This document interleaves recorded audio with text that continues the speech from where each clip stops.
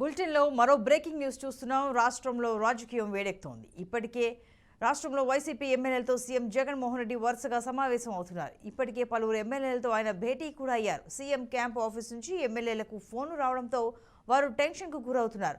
ఒక్కో ఎమ్మెల్యేతో సీఎం జగన్ విడివిడిగా సమావేశం అవుతున్నారు. నియోజకవర్గాల పరిస్థితులు, పార్టీ బలంపై జగన్ అడిగి తెలుసుకుంటున్నారు. మరోవైపు ఆయా స్థానాలకు కొత్త ఇన్ఛార్జీలను నియమించేందుకే వారితో భేటీ అవుతున్నారనే ప్రచారం కూడా జరుగుతోంది. నియోజకవర్గ ఇన్ఛార్జీలను సీఎం జగన్మోహన్ రెడ్డి మారుస్తున్న నేపథ్యంలో వైసీపీ ఎమ్మెల్యేలలో టెన్షన్ నెలకొంది.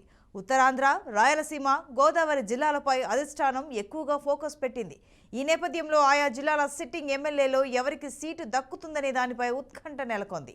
పనితీరు, సర్వేల ఆధారంగా ఎంపికపై జగన్ కసరత్తు చేస్తుండగా టికెట్ రాని వారిని బుజ్జగిస్తూనే ఇతర పదవులు అప్పగిస్తామంటూ హైకమాండ్ నచ్చజెబుతోంది.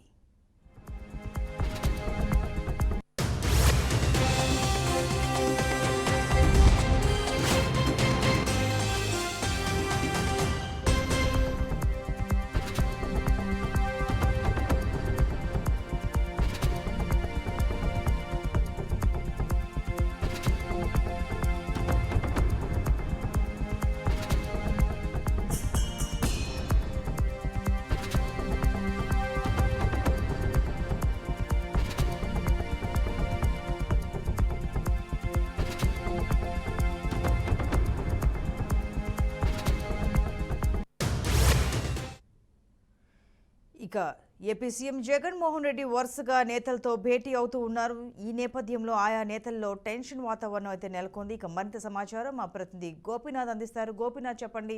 ఇంకా 3 నెలల్లో ఏపీలో ఎన్నికలు జరగనున్నాయి. మరి ఈ నేపథ్యంలో ముఖ్యంగా వైసీపీలో సీఎం జగన్ ప్రతి ఒక్క నేతతోనూ సపరేట్గా చర్చిస్తున్నారని తెలుస్తోంది. అసలు ఏం చర్చిస్తున్నారు, దేని గురించి, ఏంటి? సంతోష్ని మీరు అన్నట్టుగానే అతి తక్కువ సమయం ఉంది.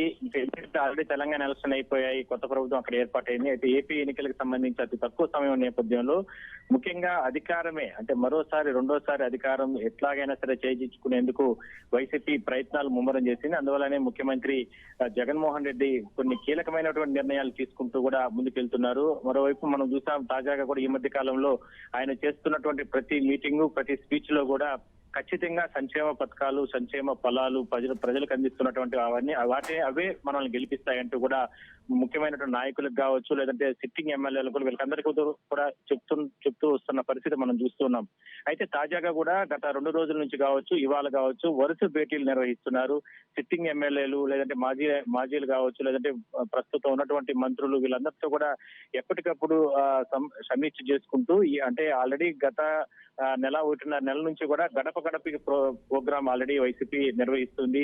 సిట్టింగ్ ఎమ్మెల్యేలే కాకుండా మంత్రులు కూడా పెద్ద ఎత్తున వాళ్ళ నియోజకవర్గాల్లో ప్రజల్లోకి వెళ్తున్నారు. గత 4.5 సంవత్సరం పైగా ప్రభుత్వం ఏర్పాటైంది కాబట్టి ఇప్పటి వరకు ప్రజలకు అందించినటువంటి సంక్షేమ పథకాలు కావచ్చు, లేదంటే ప్రజలకు ఉన్నటువంటి సమస్యలు ఏ రకంగా వైసీపీ అధికారంలోకి వచ్చిన తర్వాత ఏ విధంగా తీర్చగలిగాము, వాటన్నిటి కూడా గుర్తు చేస్తూ కూడా ప్రజల్లోకి వెళ్తున్న పరిస్థితి మనం చూస్తూ వస్తున్నాం.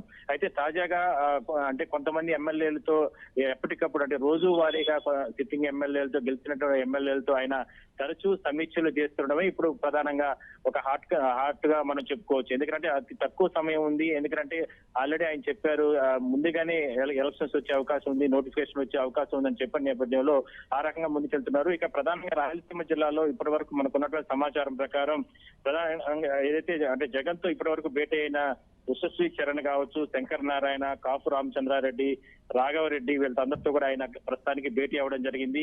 రాయలసీమ ప్రాంతాల్లో ఏ రకంగా ముందుకెళ్ళబోతున్నారు ఏంటి అంటే ఉన్నటువంటి సర్వేలు ఒకవైపు ఆయన తెప్పించుకోవడం, ఇంటెలిజెన్స్ రిపోర్ట్ ఒకవైపు తెప్పించుకోవడం, మరోవైపు ఇలా ఉన్నటువంటి సిట్టింగ్ ఎమ్మెల్యేలు, మాజీ ఎమ్మెల్యేలుగా ఉన్న వాళ్ళు కావచ్చు, లేదా కీలకమైన నేతలు, అదేవిధంగానే ఆల్రెడీ అధ్యక్షులు అంటే పార్టీకి సంబంధించిన అధ్యక్షులతో కావచ్చు, అంటే రీజనల్ కోఆర్డినేటర్ వీళ్ళందరితో కూడా ఎప్పటికప్పుడు అంటే వాళ్ళ ఫీడ్బ్యాక్ తీసుకుంటూ రావడం జరిగింది.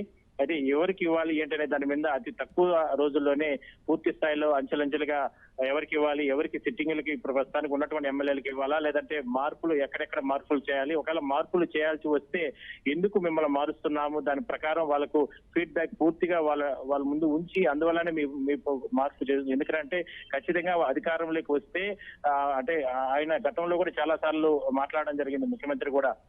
అంటే కొన్ని సందర్భాల్లో ఇల్లుంటేనే చక్క పెట్టుకోవచ్చు, కాబట్టి అధికారం వస్తేనే అందరికీ కూడా పదవులు వస్తాయి, అంటే అందరూ కూడా తమ పైన ఒత్తిడి తీసుకురాబాకండి, ఎందుకంటే ఎమ్మెల్యే సీట్ కావాలని అందరూ కూడా ఒత్తిడి తీసుకురాబాకండి, ఖచ్చితంగా రిపోర్ట్స్ ప్రకారం సర్వేల ప్రకారమే మీకు వచ్చే ఎన్నికల్లో ఉంటాయని చెప్పిన నేపథ్యంలో ఆ రకంగానే ముందుకెళ్తున్నారంటే మనకు చాలా స్పష్టంగా కనపడుతుంది. అయితే రోజువారీ అంటే ప్రస్తుతానికి ఇప్పుడు రాయలసీమ ప్రాంతాల్లో ఉన్నటువంటి ఎమ్మెల్యేలు, సిట్టింగ్ ఎమ్మెల్యేలతో కావచ్చు, లేదంటే మంత్రులతో కావచ్చు, లేదంటే సీనియర్ నాయకులు, ఇటు రీజనల్ కోర్టు అందరితో కూడా ఆయన ప్రస్తుతానికి సమీక్ష నిర్వహిస్తున్నారు. కాబట్టి రాబోయే రోజుల్లో మరో 2-3 రోజుల్లో కూడా మిగిలిన ప్రాంతాల వారీగా కూడా ఆయన అందరూ కూడా అంటే సమీక్ష నిర్వహించిన తర్వాత ఒక ఫీడ్బ్యాక్ తీసుకుని అంటే అందరికంటే అన్ని పార్టీల కంటే ముందుగానే వీళ్ళు మరోసారి అధికారంలోకి వచ్చేందుకు ప్రయత్నాలు అయితే చేసే అవకాశం అయితే ఉంది. Right Gopinath, thank you.